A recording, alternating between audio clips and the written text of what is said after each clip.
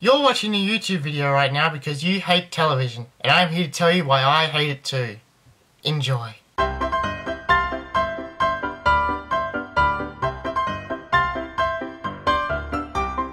First off, I'd like to tackle something that we all have to live with, and that's cooking shows. Here's a test. Turn on your television right now, and I can guarantee there's some British twit putting the final herbs and spices on a filet mignon / chicken cordon bleu for the lucky viewers at home. People watch these shows so that they can cook better meals for their friends and family and partners, but I can guarantee you they'll be getting half-cooked 2-minute noodles because the chef got bored after the first 60 seconds. This is a true story. I'm letting you know it's a true story so you know it won't be funny. I was home alone, and for lunch I usually have Vegemite toast because I'm a fair dinkum Aussie. I had to make the meal, and I was lazy, so you know what I had? I just had the bread. I didn't toast it, I didn't put anything on it, I just had the bread. And you know what?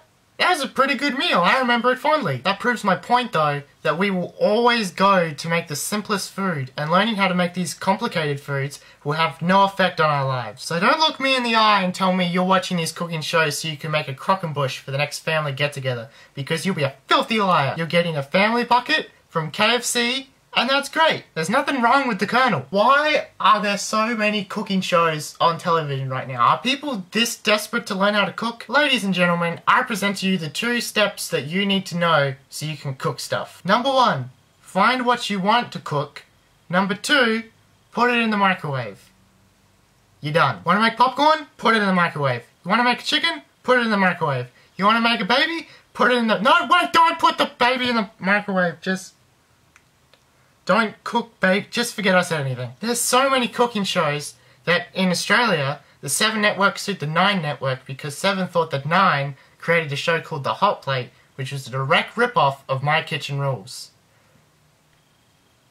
That's the dumbest thing I've ever heard in my life. There's a bunch of cooking shows out there, but you're not suing everyone. It's a cooking show. It's not original. Get over it. It's like God suing DC Comics because God goes, hey, you created a character called Superman, someone who can fly, and that's a direct rip-off of my creation. A bird. And it's not just My Kitchen Rules, it's MasterChef and The Great Australian Bake Off and Poe's Kitchen and Ben's Menu and Ready Steady Cook and Good Chef Bad Chef, Restaurant Revolution, Everyday Gourmet, The Hot Plate, and also something that was spawned from hell, building shows. It's 3 seasons a year, 3 hours a day, 5 days a week, reruns on the weekend. There's not enough interesting material for that. The episodes are so long, you can actually see the paint dry on the wall completely. That's not a good use of my time. They try to make building and designing stuff so much greater than it actually is. And not to say that it's not important, but a throw cushion that doesn't match the room is not going to start the apocalypse. All the judges on these shows speak like, oh, this relaxing piece of furniture matches the light from the secondary window that then gives off a postmodernism theme and wraps the room in an inviting aura. It's just a bed! Shut up! Do you know, with the amount of seconds, the amount of hours, the amount of days that I wasted listening to you go on about beds, I could watch something good? Do you know how many episodes of The Simpsons that I've lost because of you? When you walk into someone's house, you don't think, how long did it take to create this masterpiece? Or how many people worked to create such an inviting presence? You think, that's a good table, and then you leave. Or you steal it. You steal the table, if you're not really friends with them. It's about the destination, not the journey. Ralph Waldo Emerson said that.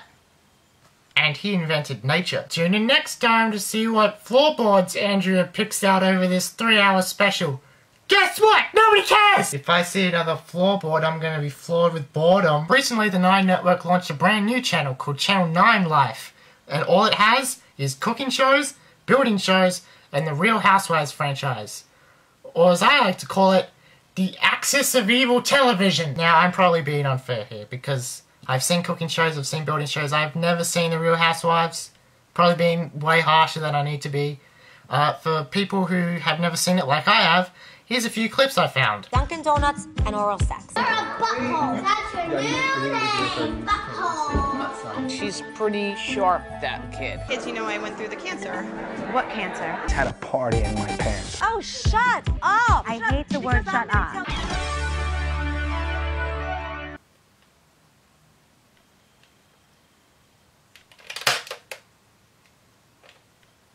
God damn it. Who keeps switching my real gun for the fake one? Speaking of suicide, the Great Australian Spelling Bee. With the success of its reality shows, Network 10 decided to premiere a brand new reality show about everyone's favourite thing, spelling bees. Because who doesn't want to watch a child spell a 6-letter word over the course of 20 minutes?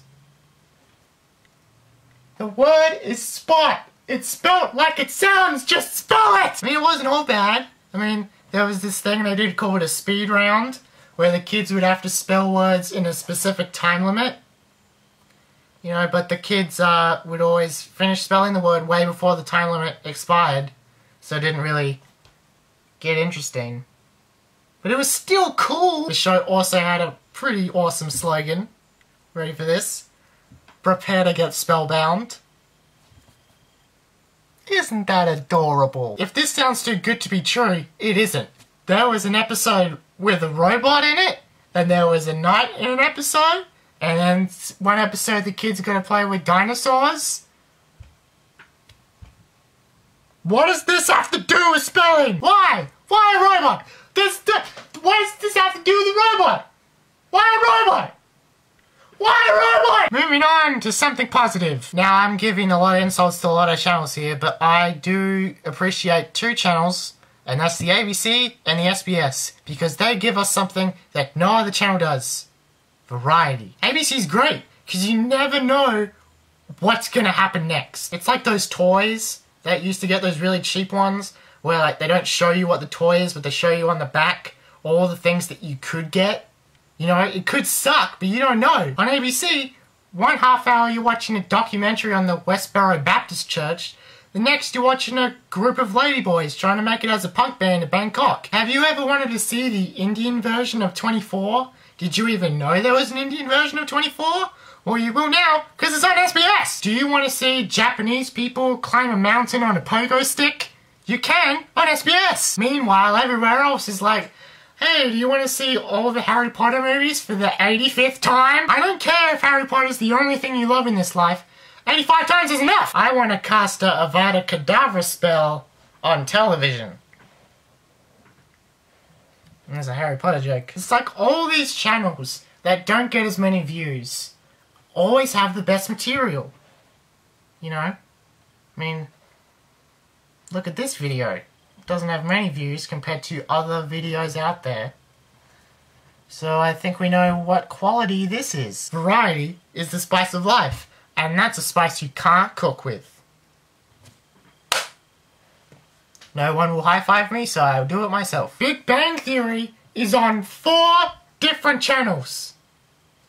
That's not variety. It's on 4 channels across 2 networks. We've got it on 9, 99, 90, and 73. Imagine if you were watching this rant and all of a sudden 3 other versions of me popped up. That would be annoying, wouldn't it? That would be annoying, wouldn't it? I'm gonna let you in on a little secret. You may not be able to handle it. Big Bang Theory sucks! Not the show itself, but because of what television has done to me, it sickens me. I have heard Bazinga over 5 trillion times. Next time I hear someone say it, I'm gonna create my own Big Bang Theory. My theory being, if I bang my fist against the television will stop. We need variety in life. That's just a fact. If you had no variety in food, and you ate baby food as a baby, then that's all you would eat. You're eating something that smells like peaches, but looks like diarrhea. And that's why you're getting weird looks on the bus. You know why? Because everybody already grew up. And Tina's getting mad. She's the driver of the bus. And she's going, Daniel, stop eating your weirdly scented poop on the bus.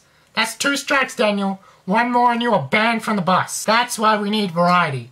Because without it, Tina's getting cranky and you're banned from the bus.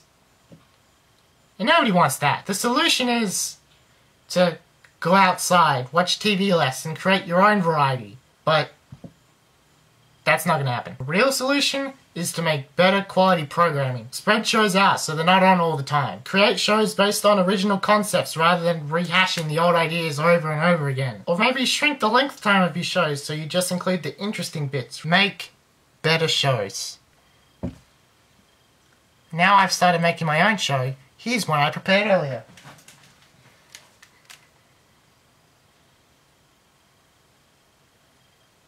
I cooked a baby.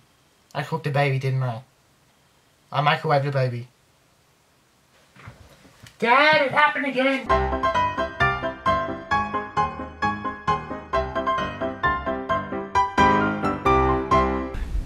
You ride me like a racehorse. That's what she said. No deviations.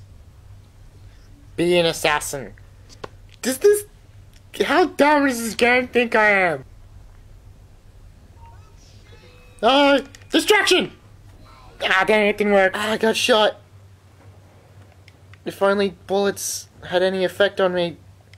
Because they don't. Stop climbing! Okay, climb again! Sorry for you.